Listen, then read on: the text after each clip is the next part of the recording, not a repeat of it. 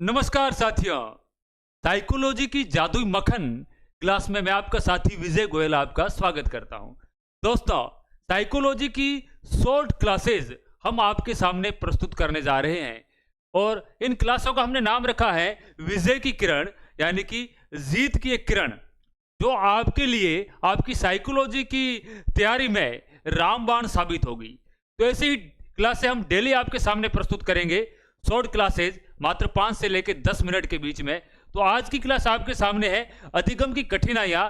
इनको आप याद कर पाएंगे शॉर्ट ट्रिक्स के माध्यम से। तो हम आगे बढ़ते हैं। जादुई मक्खन नाम है इस क्लास का, एक सीरीज चलेगी विजय की किरण नाम से। जादुई मक्खन इसमें आपको मिलने वाला है। तो मेरे साथियों देखिए, पहला आपको यहां पिक्स दिख रहा है लक्स साबुन का, लक्स साबुन का। ठीक है मेरे साथियों, तो इसको याद कैसे रखेंगे? एक बच्चे को बोला गया कि ये क्या लिखा हुआ है, ये क्या लिखा हुआ, तो बच्चा क्या कर रहा है, इसको लक्स ना पढ़ के बार बार क्या पढ़ रहा है, लुक्स पढ़ रहा है, लुक्स, बार बार इसको लुक्स पढ़ रहा है। तो मेरे साथियों, ये जो लक्स या लेक्सिया, ठीक है, लक्स से आपके हो गया लेक्सिया, डिसलेक्सिया, डिसलेक्सिया से संबंधित जो आपके विकृति है, अधिगम विकृति, ये है पठन विकृति, पठन विकार है, आपके पढ़ने से संबंधित पठन विकार है। इसको याद ऐसे रखेंगे, लक्स को पढ़ो, लक्स को पढ़ो, ये लक्ष्य लिखा हुआ है, लक्ष्य को पढ़ो। ठीक है, बच्चा सही तरीके से नहीं पढ़ पा रहा है, लक्ष्य को पढ़ने में उसको लुक्स पढ़ रहा है, कठिनाई आ रही है। यह बालक, इसमें क्या होता है कि समान उच्चारण ध्वनियों को पहचान नहीं पाता है, समान उच्चारण की ध्वनियां हैं उसको बालक पहचान नहीं पाएगा। जैसे आपके दम लिखा हुआ है, दम, तो उसको क्या करेगा, वह मद पढ़ेगा, उसको मद पढ़ेगा। इसी प्रकार के और भी बहुत सारे शब्द है, समान उच्चारण के शब्द, उसको वह पहचान नहीं पाएगा। दूसरा आपका अधिगम विकार आता है। देखिए आपके सामने एक ग्राफ का चित्र है और ये ग्राफ आपको कैसा दिख रहा है, ये आपको खाली खाली दिख रहा है। ठीक है, खाली खाली दिख रहा है। तो कहा गया भाई ग्राफ खाली क्यों है, ग्राफ पर कुछ लिखो, ग्राफ पर कुछ लिखो, ग्राफ पर लिखो, ग्राफ पर लिखो, ग्राफ पर लिखो। तो ग्राफ से हो गया आपके डिस्ग्राफिया और लिखो से हो गया लेखन विकृति है आपकी। कैसी विकृति है? लेखन विकृति। इसमें बालक क्या करता है, अपठनीय उसका हस्तलेखन होता है, वह शुद्ध नहीं लिख पाता है। ठीक है, अक्षरों का आकार छोटा बड़ा लिख लेता है, इस कारण से उसका जो लेखन है वो अपठनीय हो जाता है। ग्राफ पर लिखो, इस ट्रिक से आप इसको याद कर सकते हैं, बिल्कुल सरल ट्रिक है। तीसरा देखिए, यहां आपको एक बच्चा नजर आ रहा है और उसका एक आपको फेस नजर आ रहा है।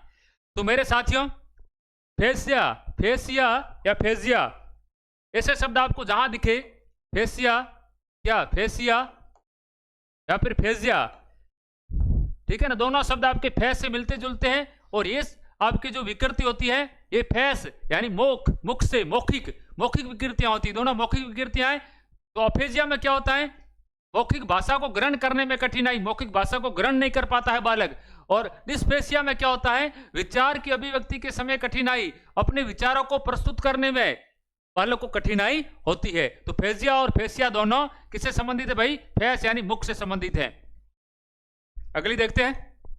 हाँ, ये देखिए एक बालिका, यहां छोटी सी बच्ची नजर आ रही है, ठीक है ना। इस बच्ची को क्या किया गया है, किसी ने अपने घर भोजन पे बुलाया है, भोजन पे बुलाया है, लेकिन वहां बच्ची भोजन करने गई तो उसने क्या किया है, आधा भोजन अपने सर पे डाल दिया और अपने कपड़े वपड़े सब खराब कर दिए इसने। तो बच्ची को क्या किया भाई, भोजन पे बुलाया, भोजन पे बुलाया, भोजन पे बुलाओ, भोजन पे, भोजन पर बुलाया, भोजन पर बुलाया। ठीक है, तो देखो बुलाया से आप याद करोगे बुलुमिया, बुलाया से बुलुमिया, और भोजन से भोजन ग्रहण संबंधी। देखो ग्रहण संबंधी यानी बच्ची ने भोजन है उसको ग्रहण सही नहीं किया है, आधा इधर बिखेर दिया, आधा इधर बिखेर दिया, तो आपके होगी भोजन विकृति। हाँ, अगला देखिए। हाँ, अगला एक देखिए, एक आपको यहां एक लड़की नजर आ रही है और इसके आसपास आपको बहुत सारी चीजें, यानी इस लड़की के आपके माइंड में बहुत सारे विचार है। ये विचार है ए, ये है डी, ये एच और ये डी, इस प्रकार से बहुत सारे विचार इसके माइंड में घूम रहे हैं। ADHD, ADHD। तो ADHD एक आपके, ठीक है, विकार है। इसकी फुल फॉर्म होती है attention deficit hyper activity disorder.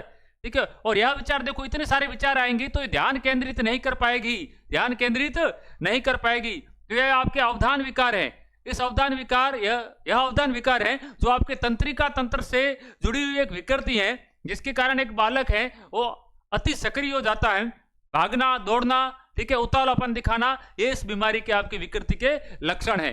अगला देखिए, अगला, ठीक है, ये देखिए आपको यहाँ एक दुबली पतली सी लड़की नजर आ रही है और इसने खीरे का एक टुकड़ा यहाँ डाल के रखा है और खीरे के टुकड़े की आकृति भाई कैसी है, जीरो के आकार की, ठीक है ना, जीरो के आकार की मतलब होगी। और इस लड़की का नाम है नरवोसा। क्या नाम है?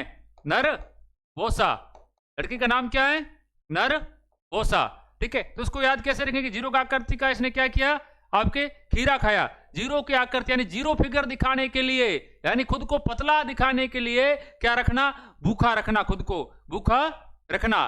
तो भाई क्या कहेंगे, नरवोसा।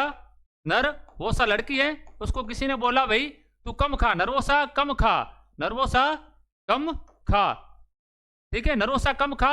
या फिर इसको ऐसे भी याद रख सकते, नरवोसा कम खाकर, नरवोसा कम खाकर भूखी सो गई, भूखी सो गई, भूखी सो गई, नरवोसा कम खाकर भूखी सो गई। नर्वोसा यानी आपके एंड्रेक्सिया नर्वोसा, व्यक्ति समय को भूखा रखकर दुबला बनाने का कठिन प्रयास करता है, यानी कि जीरो फिगर खीरा आप देख रहे हो। हाँ, अगला देखते हैं। अगला है अपना, ठीक है, ये देखो, ये लड़की उसके बिल्कुल अपोजिट है, जो नर्वोसा से अपोजिट है, ठीक है। और इसका नाम है बिंगी। बिंगी यानी मोटी लग रही है। कैसी लग रही है? मोटी सी। ये ना, इसका नाम है आपके बिंगी। क्या नाम है? बिंगी। पतली लड़की का नाम था, उसका नाम था आपके नर्वोसा, और इसका नाम ये बिंगी जैसी दिख रही, बिंगी। सिर्फ एक याद कराने की ट्रिक है, बिंगी लग रही है और उसके आसपास बहुत सारा खाना, यानी ये ज्यादा खाती है, ये ज्यादा खाती है। तो बिंगी क्या करती भाई है? बिंगी, बिंगी आपके क्या, ज्यादा खाने से क्या होगी? मोटी हो गई। ज्यादा खाकर मोटी हो गई। बिंगी ज्यादा खाकर मोटी हो गई, ठीक है। तो नर्वोसा तो क्या हो गई? नर्वोसा भाई है ना, कम खाकर भूखी सो गई, यानी वो पतली रहेगी, और बिंगी ज्यादा खाकर आपके क्या हो गई? मोटी हो गई। तो मेरे साथियों, इस जादुई आपके मक्खन की क्लास में जैसा कि हमारा मोटो है, मक्खन मक्खन आपको प्रस्तुत करेंगे, ठीक है। इन कक्षाओं का नाम हमने विजय की किरण नाम रखा है। तो आपके जीवन में भी जो विजय यानी कि जीत आने वाली है, हम आपको समय समय पर ऐसी जो किरणें हैं वो आपके ऊपर बरसाते रहेंगे। तो मेरे साथियों, जुड़े रहिए, ठीक है, और अपनी पढ़ाई को मस्त कीजिए, बेस्ट कीजिए, ठीक है, और मस्ती से पढ़िए, इसी आशा के साथ में जय हिंद, जय भारत।